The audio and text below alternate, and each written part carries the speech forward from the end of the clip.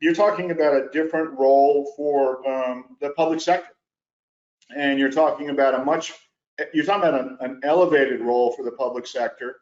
And when I've looked at successful infrastructure initiatives around the world, when companies really transform their infrastructure sectors, Spain, for instance, from 1995 to 2006, where all these giant companies appeared like ACS, or what happened in China, all sorts of different kinds of things happen. But one of the things that happens is trust emerges in terms of the public and private sectors, and in terms of engineering, construction companies, finance, and the public sector people, all getting along better, all having better lives, all getting stuff done quickly. That's one thing.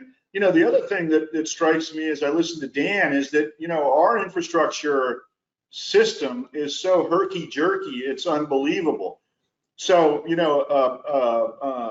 one country that I was working with, European country, they have feasibility studies out 20 years, so a pipeline of projects. So if they get extra money, they have a waterfall of projects that they're going to work on.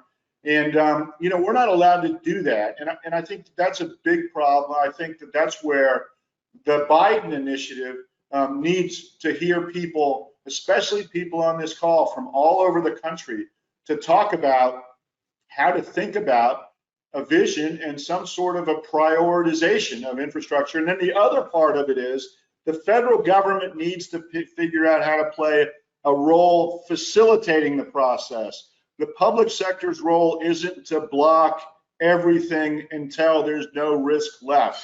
The public sector needs to facilitate, needs to drive innovation, needs to drive rapid, creative, imaginative, effective public investment in projects. It needs to, the rule-bound bureaucratic way of thinking about this simply doesn't make sense in an era of big data, when the people who have access to the data aren't actually at the top of the pyramid, they're in the middle of the pyramid. So it's really important to almost transform the way we think about infrastructure.